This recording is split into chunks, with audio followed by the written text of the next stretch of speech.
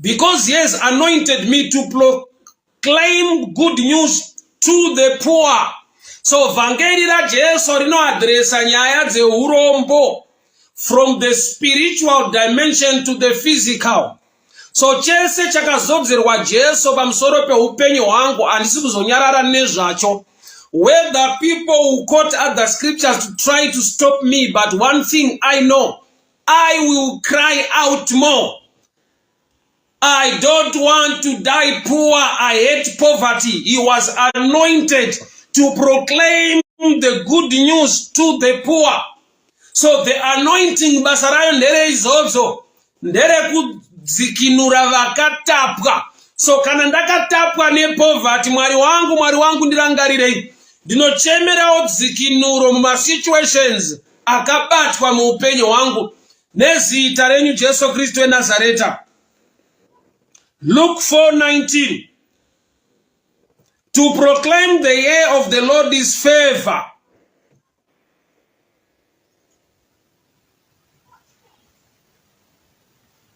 Makatabo shalabasande.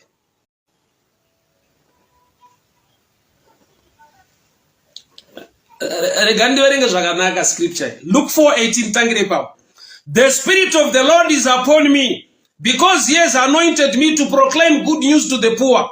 He has sent me to proclaim liberty to the captives, recovering of sight to the blind, to set at liberty those who are oppressed, to proclaim the year of the Lord's favor. Doyanga iri theme ya Jesu pa ministry. The year of the Lord's favor. Doya iva theme ye gore ya Jesu mu ministry auya. Moya washe wakandizodza to proclaim the year of the Lord's favor. Gorere favor. Somebody came to me and she tradition chema theme ne matheme achina ne basa rese. Kana zvisina basa kwauri, it's fine. You can move on like that. But kune vamwe we know in each and every year Mwari wedu une zvaanotaura mugore rega rega, makore ese unotaura. But definitely uchaona kuti mukutanga kwegore Mwari unopa revelation utungamiriri wese concerning zvinofanirwa kunge zvichisanganikwa nazvo pakutenda, especially chine chinonzi theme. Haisi tradition yakango exista from Norway. Ndoda kuti unzwe kuti Luke 4:19 Jesu wakaisa theme to proclaim the year of the Lord's favor. Lord's favor. So ye theme yapera. So I will cry out more. I will cry out more. Zvirimo mushoko renyu Mwari kuti munopa vanhu simba rekubudirira. Deuteronomy 8:18. I pray for the wisdom, the grace and the power to prosper and make it in life. In the mighty name of Jesus. Ririmo simba renyu nenyasha dzenyu Mwari dzine chekuita nekuporeswa.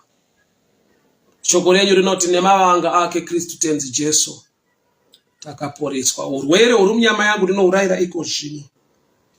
Marwadzo ose ndinoarayira iko zvino. Nekuda kwemavanga aKristu Jesu ndinogamuchira kuporeswa. Ndinorayira kurwara, ndinorayira urwere, ushayiwe simba mangwanani ano. Shoko rinoti nemavanga ake Jesu takaporeswa. Ndinotaura utano, ndinotaura kuporeswa nezita raJesu Kristu weNazareta. Look at your case. Check the scriptures. Mwari unoda here kuti urambe uri musituation yakadai. Kana uri kune mweya yechina inokudzvanyira inokupresa kuti urambe wakanyarara. Ndauya kuzokupa this challenge mudikani of Nazareth. Amen and amen. So happy to see you online, people. May the good Lord bless you. May the good Lord favor you. May the good Lord protect you. Mwari vakuchengetei, Mwari vakuitire nyasha, Mwari vakugonesei. Ndauya ne a short text. Mark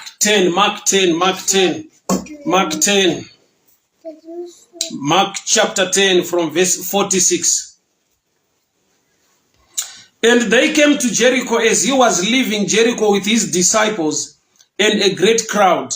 Bartimaeus, a blind beggar, the son of Timaeus, was sitting by the roadside. And when he heard that it was Jesus of Nazareth, he began to cry out and say, Jesus, son of David, have mercy on me.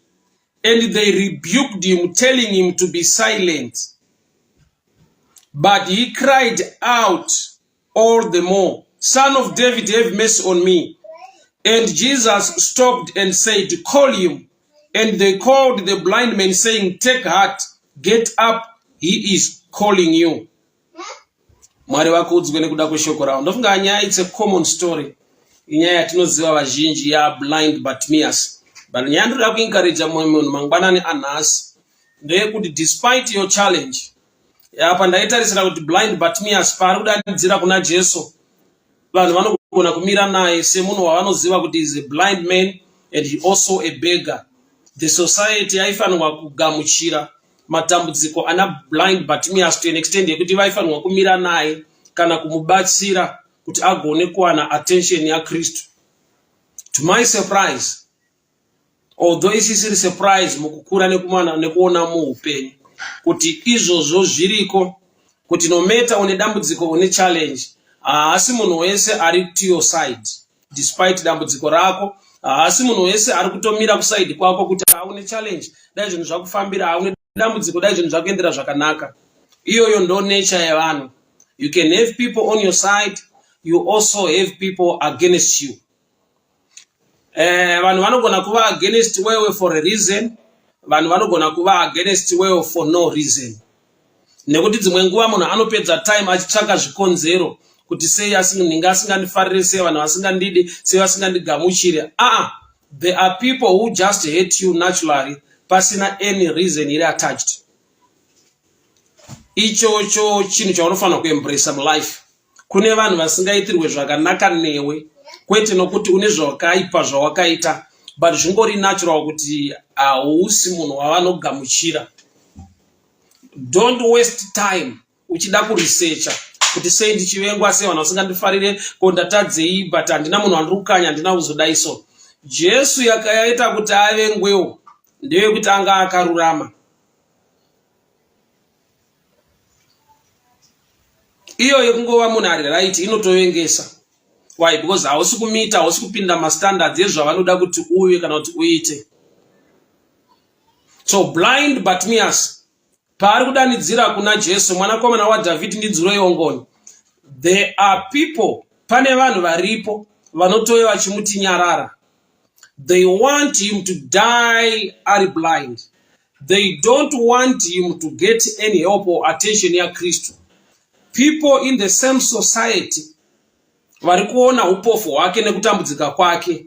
Pane varipo vanongoda kuti zvingopera zvakadaro aremba ari blind. So you can have enemies, kwete nokuti wava successful mu life, but nekuda kwekuti vanhu vanongokuvenga whether successful or not. Whether uri munhu akanyarara, uri munhu anotaura, unowana vanokuvenga, unowana vanhu vasingakufariri. Ndaidiscussa neimwe friend yangu nezuro patati tiri kugolf, achitaura nyaya yekuti you know in life kune vanhu vangori kunegative side kwako, whether waita chakanaka hauna. So ichoice yako iwewe to tolerate them, kuzvigamuchira kana zvokuaffecta to an extent yekuti unopedzera wauda kutrya kuvaplisa or to answer back to them. But the real thing chaunofanirwa kuita in life, kana waziva kuti izvozvo ndo zviriko, keep moving, keep doing what you are supposed to be doing. Ita zvaunofanirwa kunge uchiita. Why? Because ukaregedza, that's their goal, they will be happy kuti hauchaita. Why? Because pawangu usiri kuita anything, hakuna akambouya kwauri. So pawakuita anything, kune vaakuya against you, which means vanga vari okay when you were quiet.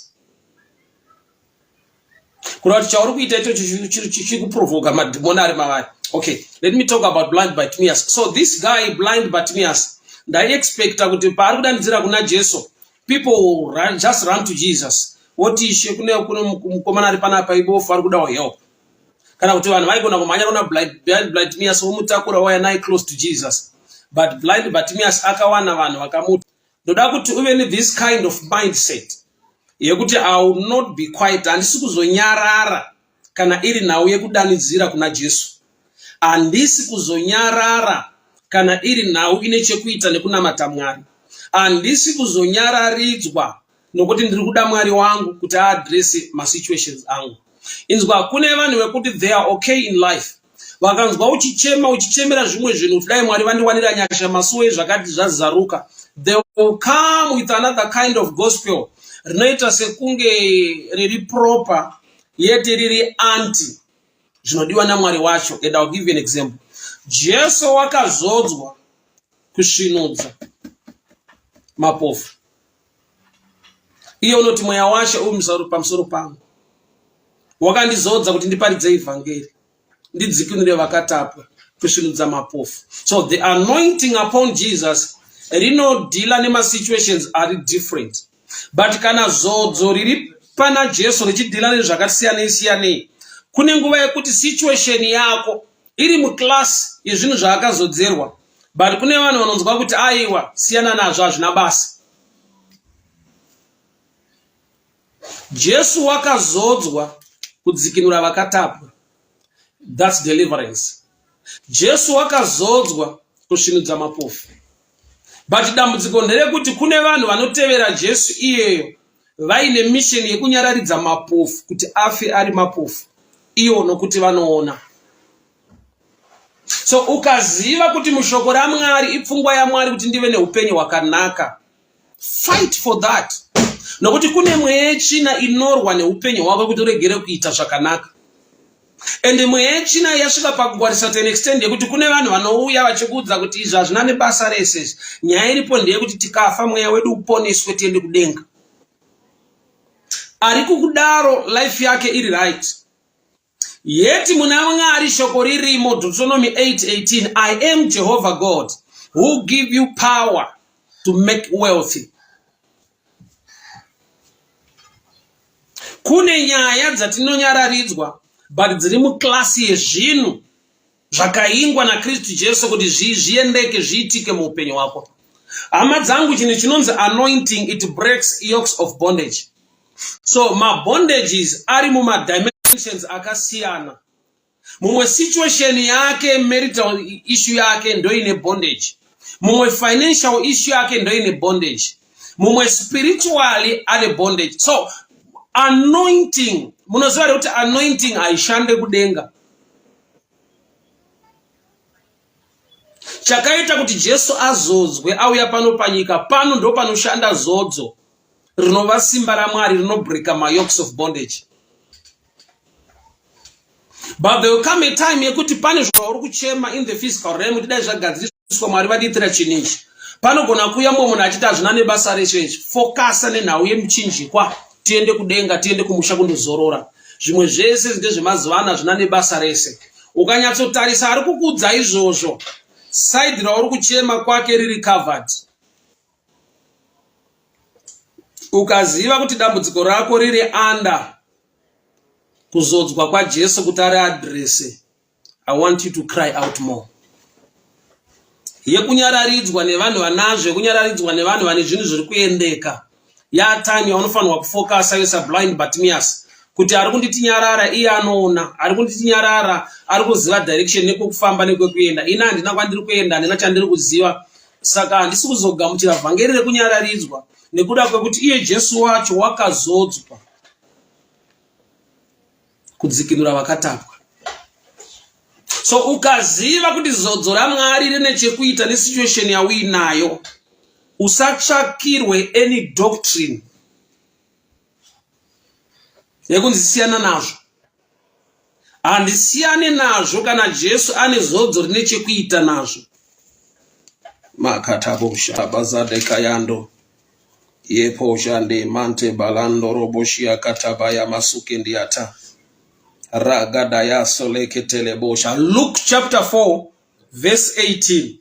The Spirit of the Lord is upon me, because he has anointed me to proclaim good news to the poor. So vangeli ra Jesu rinoadresa nyaya dzeurombo from the spiritual dimension to the physical. So chese chakazobzerwa Jesu pamusoro peupenyu hwangu handisi kuzonyarara nezvacho. Whether people who quote other scriptures to try to stop me, but one thing I know, I will cry out more. I don't want to die poor. I hate poverty. He was anointed to proclaim the good news to the poor. So the anointing basarayo ndere izobzo ndere kudzikinura vakatapwa. So kana ndakatapwa nepoverty, mwari wangu ndirangarirei. Ndinochemerawo dzikinuro muma situations akabatwa muupenyu hwangu nezita renyu Jesu Kristu weNazareta. Luke 4:19. To proclaim the year of the Lord's favor.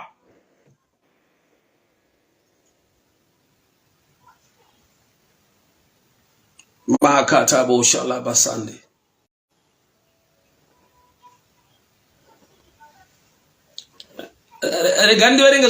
Scripture. Luke 4:18 tangire pao. The Spirit of the Lord is upon me, because he has anointed me to proclaim good news to the poor. He has sent me to proclaim liberty to the captives, recovering of sight to the blind, to set at liberty those who are oppressed, to proclaim the year of the Lord's favor. Doyanga iri timu ya Jesu pa ministry. The year of the Lord's favor.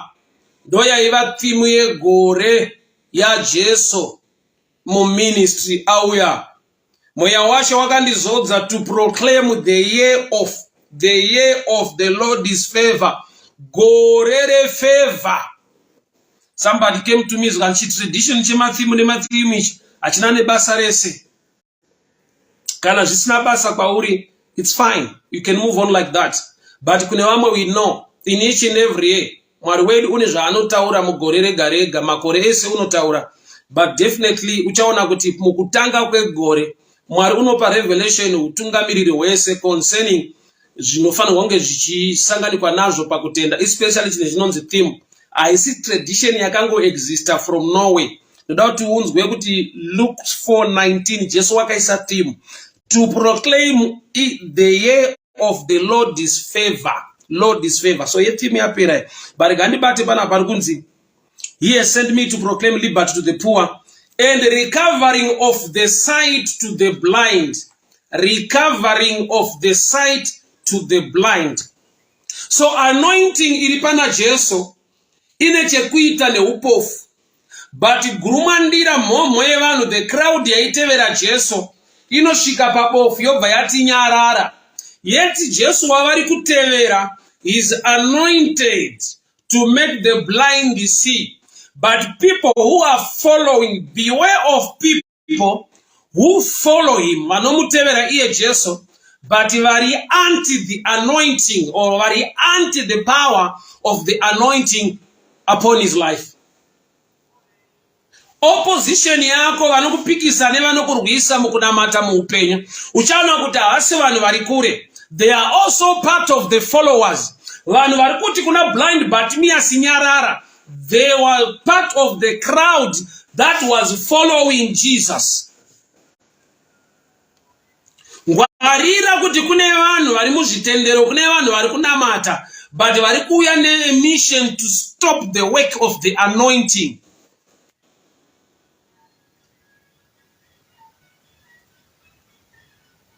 Iwo imbotarisa wacho ari kukunyararidza pa issue yauri kuchema kuti uone kuti iye uchaona kuti iye issue yake yakagadzirika. Saka na yana yako anoti hazvina nebasa rese.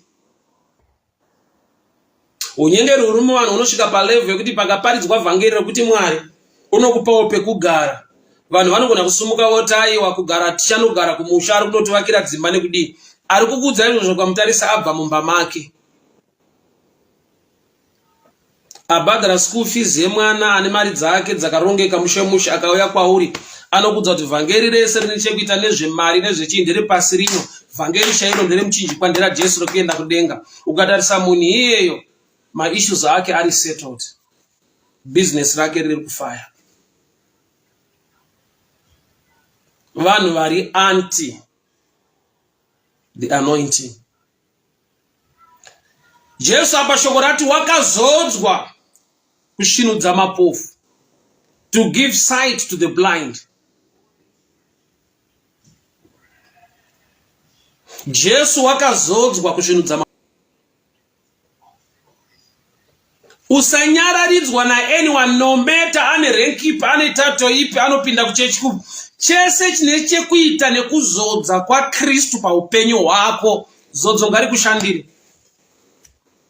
Bible rangu rati kudi, zvanzi iye Bartimaeus asingaone ndiye ari kuapproachwa nevanoona vachimuti nyarara. Sei vari kuda kuti anyarare? Kana shoko rati Jesu wakazodzwa kusvinudza mapofu, zvoda kuti tine vanhu vanogona kumutevera iye Jesu wacho, but vaine mission yekurwa nekuzodza kuri paari kuti kuregere kushanda muupenyu hwamwe vanhu. Ndinotaura kushanda kwezodzo raMwari musituation yako. Ndinotaura zodzo raJehovha pamusoro pemari dzako. Ndinotaura kuzodza kwaJehovha pamusoro pefamily yako. Ndinotaura kuzodza kwaKristu pamusoro peutano hwako. Ndinotaura kuzodza kwaMwari pamusoro pesituation yako. May the anointing of the Almighty God begin to do work in your life. Zodzo raMwari ngariite basa muupenyu hwako. Zodzo raMwari ngarikudzikinure. Iye unoti ndakazodzwa kudzikinura vakatapwa, ndakazodzwa kusvinudza mapofu, ndakazodzwa kuparidza evangeli, the gospel of liberty to the poor. I come against poverty in your life in the mighty name of Jesus. Mwari ngavakupe rugare, Mwari ngavakupe upenyu hwakanaka, Mwari ngavakuitire nyasha. Ramba kunyararidzwa nevanoona, ramba kunyararidzwa nevane zviri kufamba zvakanaka. Tarisa situation yako, wotarisa mishoko raMwari, woona kuti chikuda kwaMwari here ndo zvinodiwa nenyasha dzaMwari. Nyasha dzaMwari dziripo kusvinudza vakapofomadzwa. Nyasha dzaMwari dziripo kudzikinura kubva musituation iyoyo. But now iripo, you must defeat the voice of men first. Kurati wakaipa unoshanda nevanhu vaanopa a voice to speak against your life. Did declare mangwanani ano. Mwari ngavakupe voice, Mwari ngavakupe confidence, Mwari ngavakupe simba rekuti uregere kunyarara.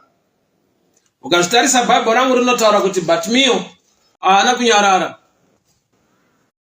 Unoziva situation yake, uye unoziva kuzodza kuri muna Kristu, kuti wakazodzwa to give sight to the blind.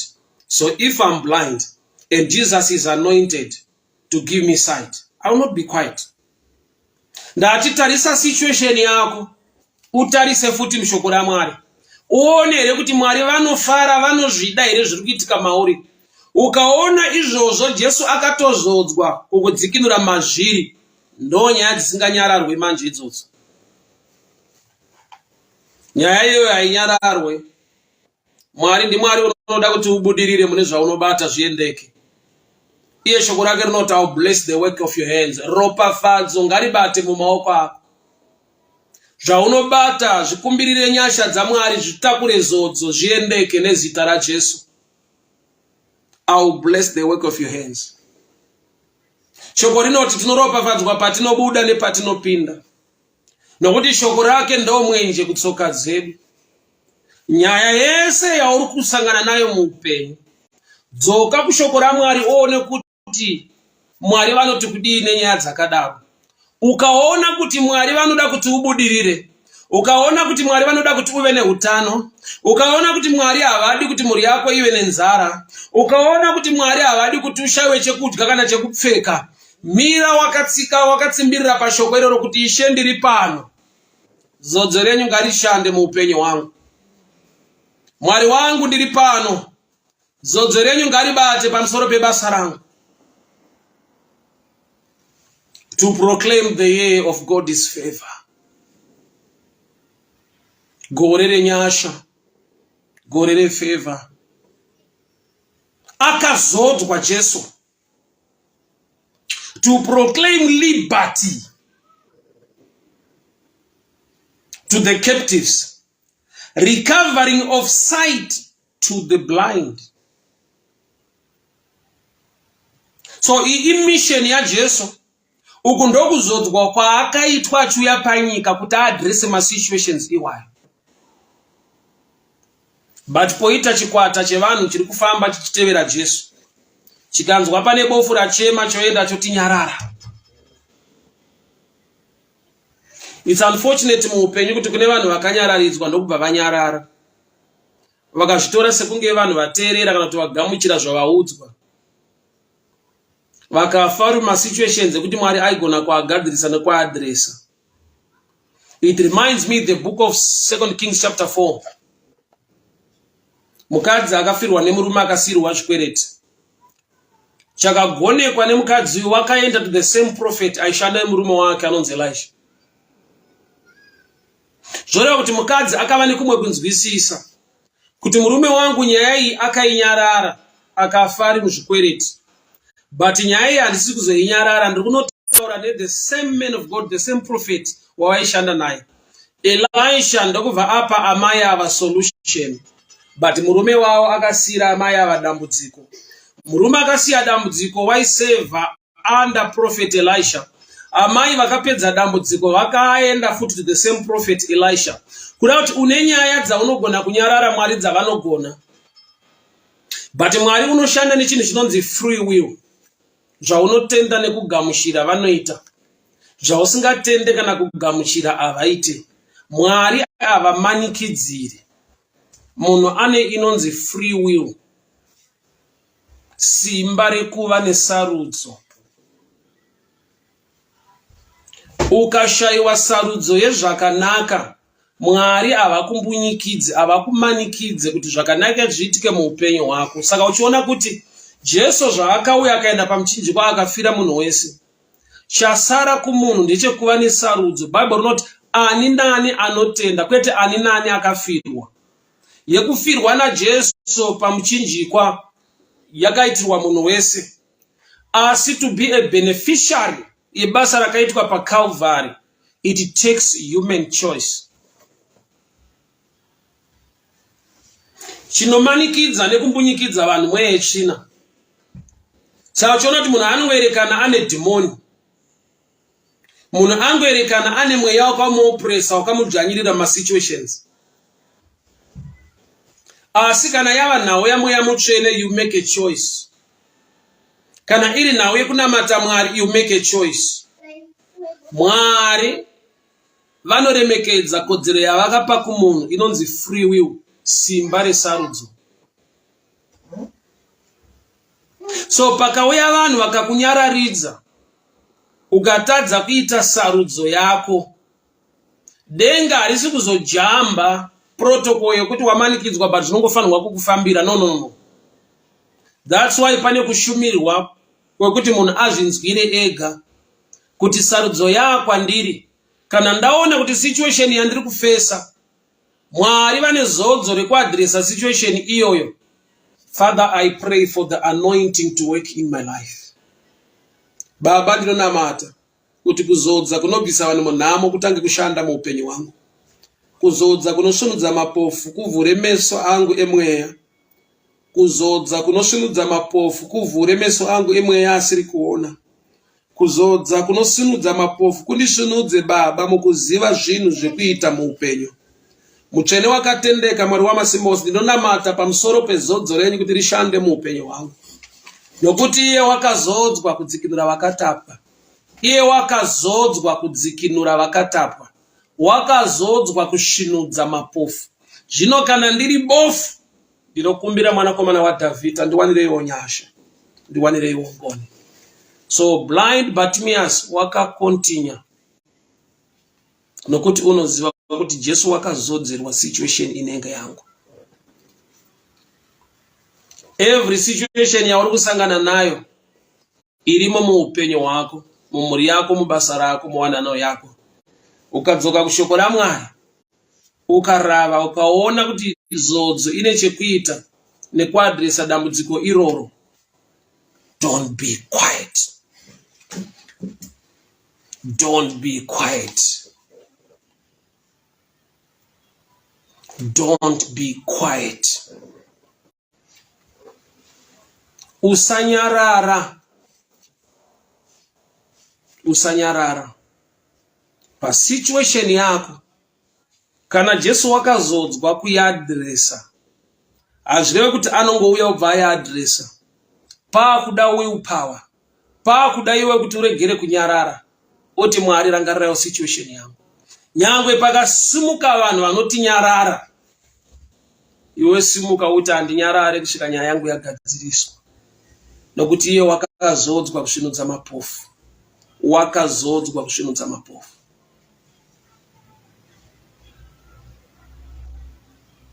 The Spirit of the Lord is upon me, because he has anointed me to proclaim good news to the poor.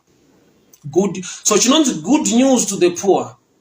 Akusi kunzi ramba uri murombo. Akusi kunzi situation yako yakanaka, it's okay. Chinonzi good news kumunhu ari situation inorwadza, kuudzwa solution, kuudzwa way out. Apostle Shoko, happy to see you. God bless you. Chinonzi good news to the blind or to the poor. Kumuudza solution, kumuudza zvinoshanda zvinobatsira. So shoko raMwari rinonzi gospel here. Gospel, it just means good news. Kuti pese panoshumirwa evangeli, panofanirwa kubuda nhau dzakanaka kumunhu ari musituation isina kunaka. Hakuna vhangeri rinotsigira matambudziko ane vanhu. Kune masituations ekuti munhu anoudzwa kushinga asingapiwe wisdom to come out of that situation. There are two dimensions pakuunderstand a problem. Ndandoda kuti explain. Pane nguva yekumirira nenguva inofanirwa kuonekwa kuti munhu wamirira but watodarika nguva yekugamuchira. Sevanhu vakatenderera pagomo reHorebhi kusvika Mwari ati vanhu vagarisa panzvimbo iyi, they must move now. There are times yekuti you are in the right place but you are now overdue in that same place. You need the movement. So we need the word of God, we need the voice of God, we need the wisdom of God to know kuti musituation inguva here kuti ndinogona kuramba ndirimo ndichitsungirira, kana kuti situation ya overdue ndofanira kunge ndabuda mairi.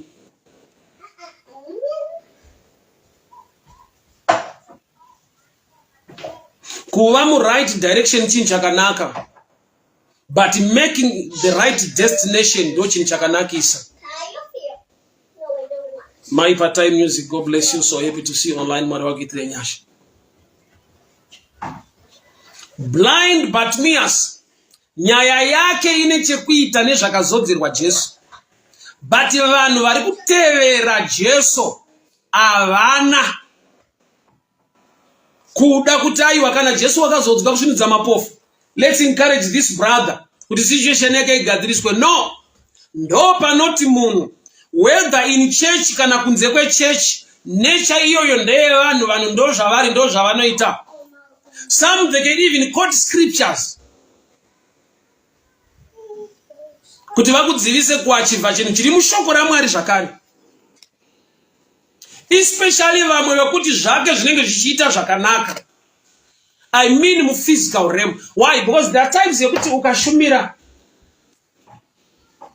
vanhu vanonzwa kuti aiwa uri kutaura zvinhu zviri panyama, zvinhu zviri muphysical. Now yekunamata is a spiritual issue nekudii. The gospel is in two dimensions, especially the anointing ine chekuita nezvakawanda in the physical. Wakandizodza kusvinudza mapofu. That's why yaifamba achisvinudza mapofu in the physical realm, kuti vaone zvinhu in the physical. Kune zodzo nesimba raMwari rinoshanda riri only meant to work on earthly issues. Ririko zodzo raMwari nesimba raMwari ringori designed to work on earthly matters. Risingashandi kudenga, rinoshanda panyika. Why? Because kudenga kuna the blind, kudenga kuna the lame, kudenga kuna the sick.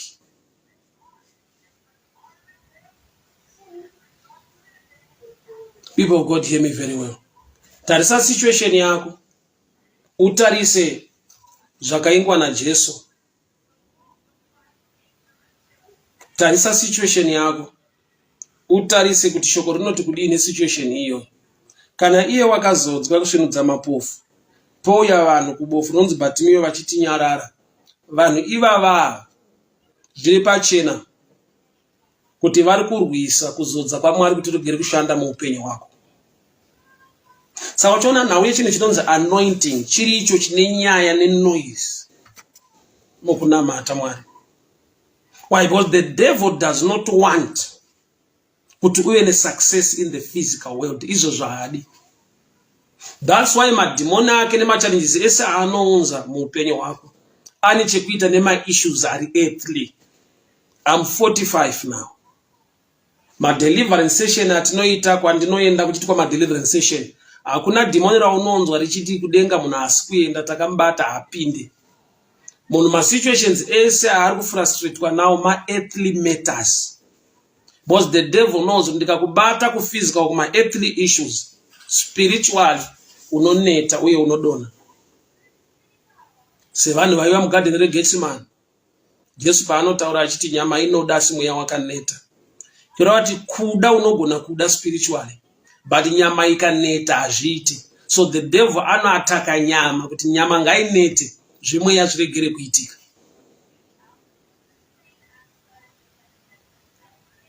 So blind Bartimaeus wakaramba kunyararidzwa.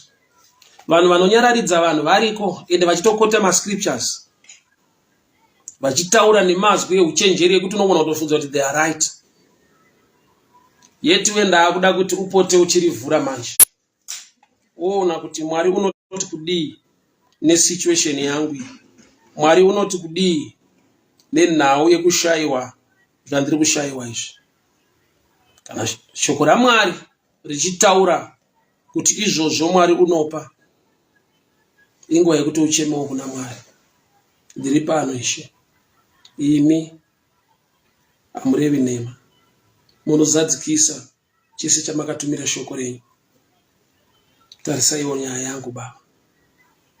Kana Jesu akazodzwa kusvinudza mapofu, ini blind Bartimaeus handisi kuzonyarara, nekuti ndazviona kuti upofu hwangu makaronga kuti upere.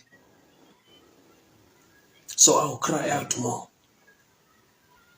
I will cry out more. Zvirimo mushoko renyu Mwari kuti munopa vanhu simba rekubudirira. Deuteronomy 8:18. I pray for the wisdom, the grace and the power to prosper and make it in life.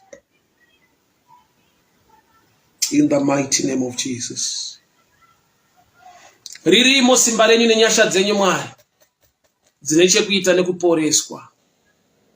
Shoko renyu rinoti nemavanga ake Kristu tenzi Jesu takaporeswa. Urwere huri munyama yangu ndinourayira iko zvino. Marwadzo ose ndinoarayira iko zvino. Nekuda kwemavanga aKristu Jesu ndinogamuchira kuporeswa. Ndinorayira kurwara, ndinorayira urwere hushayiwe simba mangwanani ano. Shoko rinoti nemavanga ake Jesu takaporeswa. Ndinotaura utano, ndinotaura kuporeswa nezita raJesu Kristu eNazareta. Look at your case. Check the scriptures. Mwari unoda here kuti urambe uri musituation yakadai? Kana kuti kune mweya yetsvina inokudzvanyira inokupresa kuti urambe wakanyarara? Ndauya kuzokupa this challenge mudikani mangwanani ano. Cry out more. Cry out more. Cry out more. Cry out more. Cry out more. Cry out more unto the Lord. There is an anointing to address such a case. Ririko zodzo kugadzirisa nhau dzakadaro. Ririko zodzo kugadzirisa nhau dzakadaro. Shoko rinoti nyika nekuzara kwayo ruoko rwaJehovha. Makatabo shataka. Ishu yevhiza rako ndiri kudeclare iko zvino nezita raJesu. Shoko rinoti nyika nekuzara kwayo ruoko rwaJehovha. Mwari ngaakupe nyasha munyika idzodzo. Mwari ngaakupe nyasha munzvimbo yauchatsika. Mwari ngaakupe nyasha munyika yaugere, nyika yaunoda kuenda. Ruoko rwaJehovha ribate nekubata kunoshamisa muupenyu hwako. Baba ndinonamata kuzodza kwenyu kuoneke muupenyu wangu. Nyasha dzenyu dzidururirwe pamusoro pemhuri yangu nemabasa angu. Mazwi ese evanhu vanonditi nyarara, I cry out more unto you, Lord. Ndinoshedzera kwamuri Mwari, ndinodana kwamuri mangwanani ano. Ndinzweiwo mutsvene wenyasha. Nokuti zodzo racho riripo Mwari, kuti ndibude musituation yakadai. Manga mazviona Baba kuti panyika pane mapofu. Mukazodza Jesu with the anointing to make the blind see. Father, I receive the anointing. I receive the anointing. I receive the anointing. I receive the anointing. I receive the power. I receive the grace this morning. In every situation, irikurema muupenyu wangu, ndinotora zodzo nenyasha mamuri Kristu. In the name of Jesus Christ of Nazareth. Amen and amen. So thank you so much. Thank you so much. God bless you. God bless you.